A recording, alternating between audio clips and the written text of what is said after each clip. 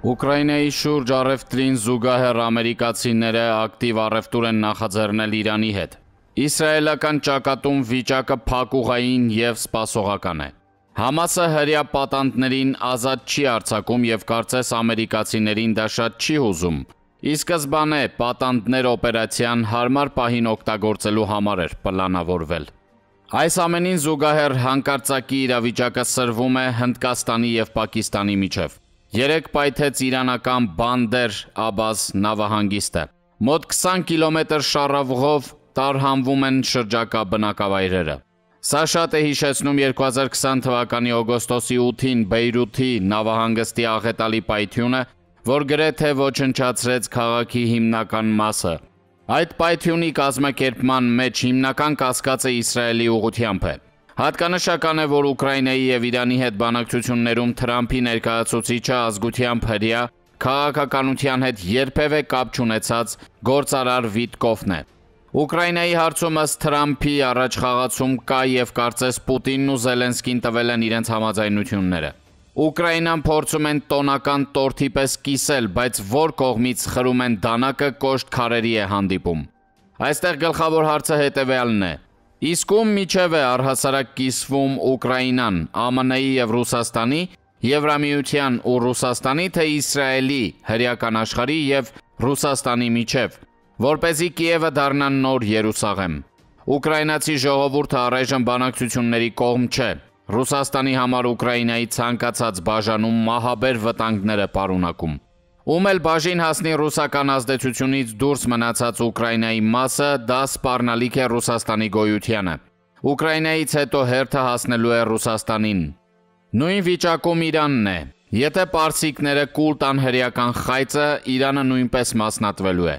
Շատ բարդ և բազմակողմանի խաղ է նախաձեռնել ամերիկա-հրեական կողմը։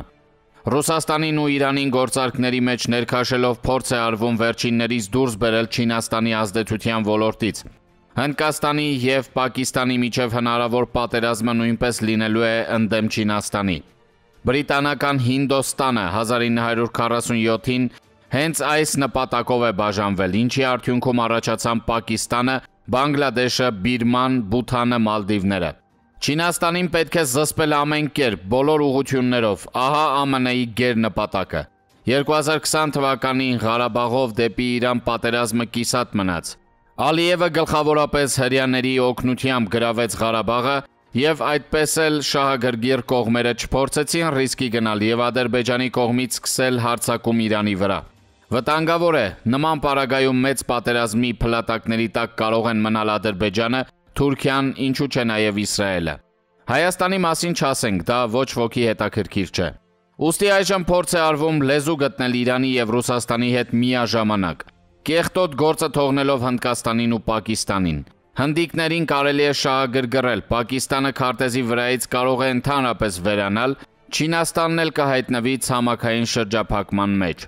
Ամերիկա-հրեական բլեֆի ձախողումը Թրամփի համար ճակատագրական է լինելու։ Հնարավոր է, որ այս հաշվարկով էլ Թրամփին թույլ տվեցին երկրորդ անգամ գալ իշխանության, բոլոր մեղքերը բարթել նրա վրա,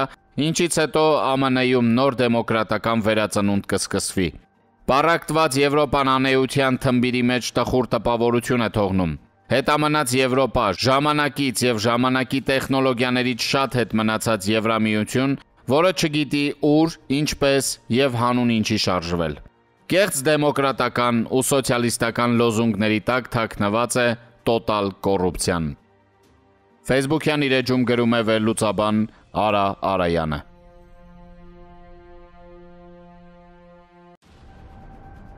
ԵԱՀԿ գլխավոր քարտուղար Ֆիրուդին Սինիր-Լիօղլուն ապրիլի 25-ին այցելել է Բաքու։ Նրան ընդունել է Ադրբեջանի նախագահ Իլհամ Ալիևը։ Սինիր-Լիօղլուն, սակայն հիմնական բանակցությունները վարել է արտաքին գործերի նախարար Ջեյհուն Բայրամովի հետ։ Համենայն դեպս ադրբեջանական կողմի տարածած պաշտոնական տեղեկատվությունից այդպես է հասկացվում։ Բայրամովը իհարկե հանդես է եկել որպես Ալիևի խոսնակ։ ԵԱՀԿ գլխավոր քարտուղարի հետ համատեղ ասուլիսին Ադրբեջանի արտաքին գործերի նախարարը առաջին անգամ խոստովանել է, որ ԵԱՀԿ Մինսկի խմբի լուծարման Բաքվի ջանքերը որևէ շոշափելի արդյունք չեն տվել։ Նա խոսել է այդ հարցով ԵԱՀԿ-ում կոնսենսուս ձևավորելու անհրաժեշտության մասին, ինչից պարզ հետևում է, որ նախընթաց շրջանում Ալիևը փորձել է, ինչպես ասում են, հող նախապատրաստել, բայց միասնական ընկալման չի հասել։ Սա շատ կարևոր արձանագրում է։ Այդուհետև Բաքուն չի կարող Հայաստանին մեղադրել Մինսկի խմբի լուծարման իր օրինական պահանջին չմիանալու մեջ։ Ավելին ադեկվատ լինելու դեպքում Ալիևն իր լեքսիկոնից պետք է բացառի Մինսկի խմբի լուծարման օրինական պահանջ ձևակերպումը, քանի որ արդեն հրապարակայնացրել է, որ ԵԱՀԿ-ում կոնսենսուսի հասնելու գերխնդիր ունի։ Բայրամովի երկրորդ դիտարժան հայտարարությունը բխում է առաջինից որպես կոնսենսուսի հասնելու հիմնավորում։ Նա ասել է, որ Ադրբեջանը վերականգնել է ինքնիշխանությունը և տարածքային ամբողջականությունը, ուստի Մինսկի խմբի հետագա գոյությունն անիմաստ է։ Ադրբեջանի արտաքին գործերի նախարարը պարզապես հիմարություն է թույլ տվել։ Մինսկի խումբը չի ձևավորվել, որպեսզի Ադրբեջանի ինքնիշխանությունը և տարածքային ամբողջականությունը վերականգնի։ Նման մանդատ նա չունի։ Մինսկի խմբի կոնսենսուսով հաստատված մանդատը մեկն է՝ հրավիրել Մինսկի խորհրդաժողով և Լեռնային Ղարաբաղի ընտրված ներկայացուցիչների շահագրգիռ մասնակցությամբ որոշել Լեռնային Ղարաբաղի կարգավիճակը։ Այդ մանդատի իրավական հիմք են ճանաչվել ԵԱՀԽ Հելսինկյան եզրափակիչ ակտի 3 սկզբունքները՝ ուժի կամ ուժի սպառնալիքի կիրառման բացառում, պետության տարածքային ամբողջականության ճանաչում, ինքնորոշման իրավունքի հարգում։ Կարելի է փաստարկների և հիմնավորումների ամբողջական թղթապանակ կազմել, թե Ադրբեջանը երբ, որտեղ, ինչպես է խախտել առաջին և երրորդ սկզբունքները, բայց գործնական հակազդեցության առումով երևի առաջին և վճռական քայլը պետք է անի Արցախի քաղաքական վերնախավը։ Այս փուլում նա է օժտված Լեռնային Ղարաբաղի ընտրված ներկայացուցչի մանդատով։ Արցախի քաղաքական էլիտան պետք է հստակ կողմնորոշվի, թե ում է վերապահում Լեռնային Ղարաբաղի ընտրված ներկայացուցչի ԵԱՀԿ-ի կողմից կոնսենսուսով, այդ թվում Ադրբեջանի համաձայնությամբ տրված մանդատը նախագահ Սամվել Շահրամանյանին, ազգային ժողովին, թե ասենք բռնատեղահանված բնակչության իրավունքների պաշտպանության խորհրդին։ Քանի որ ԵԱՀԿ Մինսկի խմբի կազմավորման շրջանում Լեռնային Ղարաբաղի իշխանության բարձրագույն մարմին հանդիսացել է առաջին գումարման գերագույն խորհուրդը, ուստի Լեռնային Ղարաբաղի ընտրված ներկայացուցիչը ճանաչվել այդ մարմինը ներկայացնողը։ Արխիվներում դժվար չէ գտնել Մինսկի խորհրդաժողովի նախագահ Մարիո Ռաֆայելի պաշտոնական նամակը, որ հղվել է Լեռնային Ղարաբաղի Հանրապետության Գերագույն խորհրդի նախագահի պաշտոնակատար Գեորգի Պետրոսյանին։ Ռուսաստանի ԱԳՆ-ն հաստատ ունի Ռաֆայելի Պետրոսյան բանակցությունների սղագրությունները, որովհետև Մոսկվայում հանդիպումն ինքն է կազմակերպել։